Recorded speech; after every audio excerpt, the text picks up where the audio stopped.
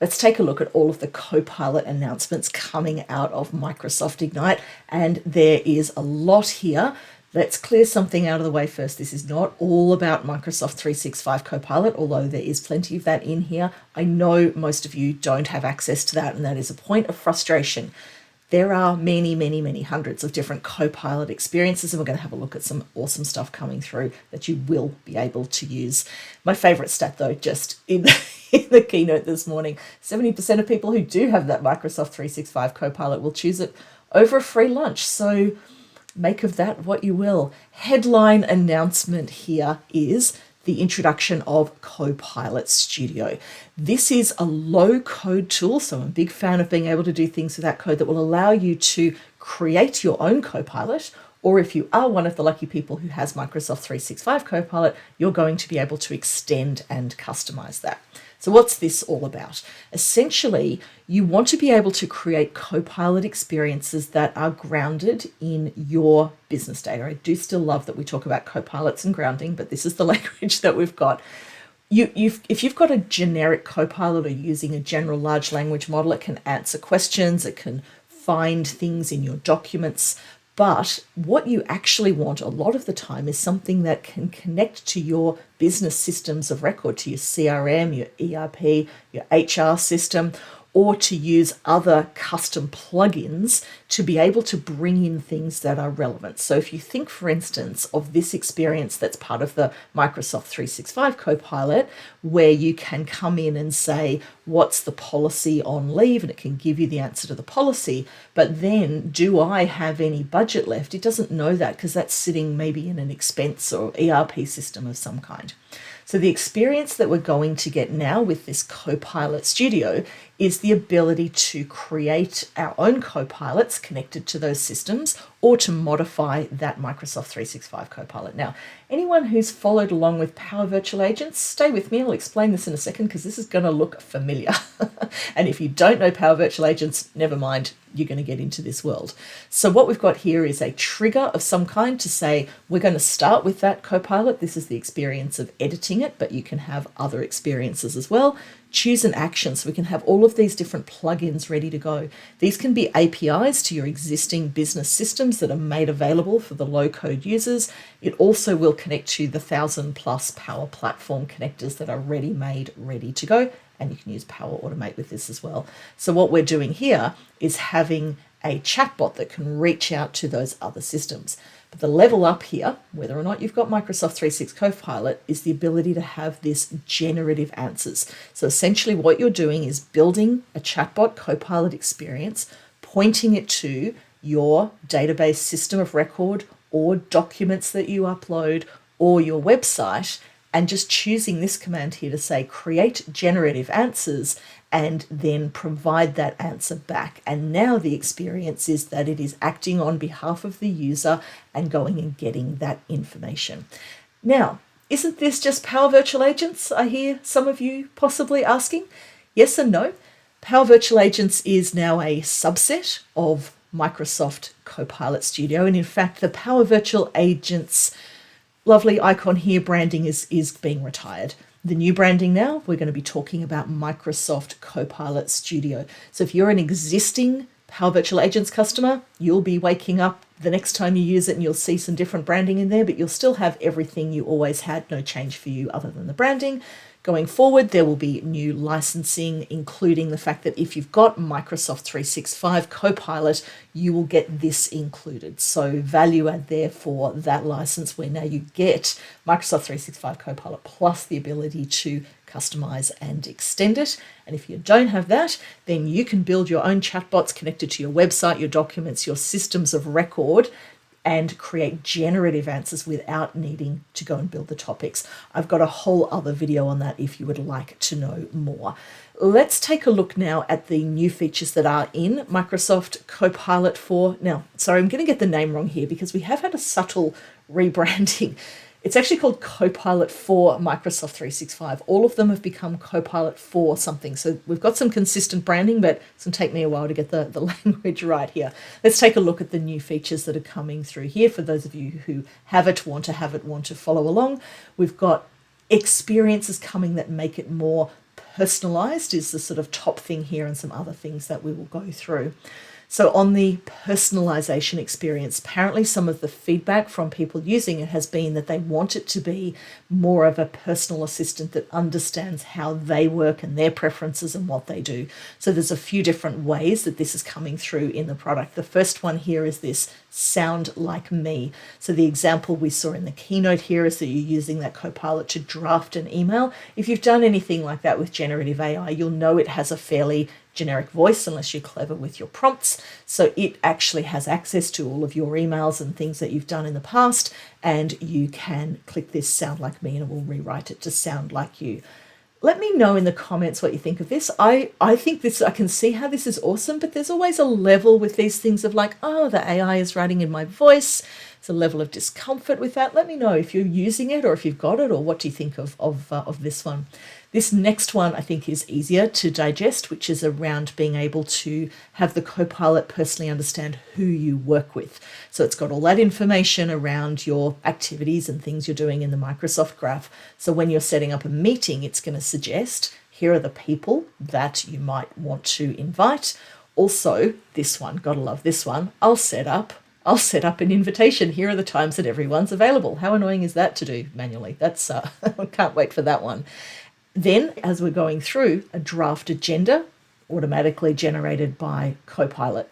So those experiences in meetings, then that personalized experience of it knowing kind of who you work with and the context of what the meeting might be, is a really good lift. The other personalization experience here is around creating your own Copilot profile. I do quite like this one as well, and I've seen this used in some of the prompting just with other tools. So this is a concept I want you to take, even if you don't have Microsoft 365 Copilot yet. You can use this concept of putting in a persona. This is who I am, this is what my job is, and this is how I would like the information to be returned to me. So that idea of doing that and getting the information back in the right format is going to give you a much better experience with any generative AI tool that you use. And finally, on the personalization experiences here, the idea of being able to use DALL-E 3 to combine your branded images into something a little more creative. So we've got an example here of a stock image of a tent being put in a, I don't know, I love this, a wilderness fantasy track scene of some kind. So this means you might be able to reduce the amount of time you have to spend doing studio setups, but Copilot can access your corporate image library and then do these kinds of creative things with image generation in there. The next thing we've seen is that math, I say maths, I might get the language a little bit wrong here, is something that large language models struggle to do. So what we've got is that Microsoft has taught Copilot how to work with Excel so it can create Excel formulas. We've also got Excel able to execute Python code, and then Copilot able to speak to all of that. Upshot of all of that, without even needing to understand the technical side of it, is that you can come in and put these fairly sophisticated commands in. You can ask it to write formulas for you, but if you're bringing in multiple data sets that you want to analyze, say you've got your product sales information and some other kind of information about the weather data, we've got a rainfall data set here used as the example, the command, the very simple prompt, combine my data sets, and then it gives you code that you can use, asking it to visualize the relationship between the data sets. Again, the code is just generated and that can generate these things for you. So some very sophisticated things there that it's able to do with that combination of Excel and Python. Into the world of Teams and whiteboards now. This is a feature that a lot of people have asked for. I can see how this one's going to be good, that you can actually use Copilot in a meeting without recording or transcribing it. At the moment, it's been something that you have to have that transcript. Not everyone wants the transcript, data privacy and so on. This feature will mean that you can use the Copilot live in the meetings, but it's not being stored afterwards. That one got a fairly decent round of applause in the keynote room this morning, so clearly it's been much asked for by those who are using it. The other new thing here is having the Copilot interact live in the meeting. This is a rethink. This is around now not just thinking about Copilot as this AI assistant for my personal productivity, which it absolutely is, but we've got to start thinking about this as an assistant, a colleague sitting in the room who can do all of those kind of useful things for you. Some of the studies around adoption of Copilot have said that the people who are more experienced with management skills and delegation skills are actually finding it easier to adopt Copilot than those who haven't done that, because we actually do need to start instructing it as if it is an employee, an assistant, and it needs context and it needs information. This is an extension of that kind of thinking. So the Copilot is sitting, it's like a colleague invited to your team meeting who knows all of this context and can actually generate the meeting notes in real time, live along the way. And then if it's a bit off track, you can actually instruct it, or if you want it to do something specific, hey, can you capture that? So you kind of think of this as the virtual person taking the notes and taking the minutes. Yeah. The other thing we've got here is interaction with whiteboard. This is a little bit mind-blowing. Using the whiteboard within Teams, so we can visualize this in the whiteboard and it will bring it in here and move things around and then summarize what's happened within the whiteboard. So constructing all of those things. So again, it's like that colleague who's taking all the notes and putting all of the things on the board and doing that for you. So Copilot as a virtual team member is going to be a shift in thinking. Another extension of that is inside Microsoft Loop. So Loop is an AI-powered collaboration canvas. It's in sync wherever you are, so you can use this in Teams, in Outlook, in all these different applications. What we've seen here is a new feature that where you can have multiple people collaborating with each other and with Copilot. So we've got like 3 different people here, each asking Copilot to do something within this Loop component. So we've got people and this virtual assistant working together. The other important new feature that's coming through is a dashboard so you can see what's going on. So this is really important for administrators in terms of the value proposition of the whole thing. How is it being used? What are we getting out of it? Because it's not cheap. So you want to make sure that you're getting the business value and the best use out of it. This is going to allow you to see who's using it, suggestions for who should be using it. So we can see here, where it's being enabled across the different apps, how it is actually helping, what it's being used for, what are the outcomes, what's the sentiment. You can actually poll your users and compare that against a global framework of answers. How well are you adopting this? And get all of these other types of metrics in there.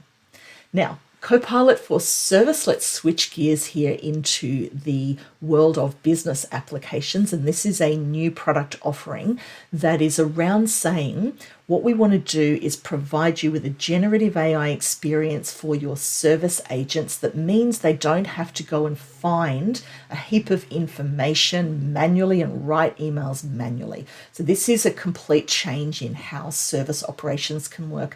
This is designed to natively integrate with not only Dynamics 365 customer service, but Zendesk, Salesforce, ServiceNow. We've got all the big ones covered here.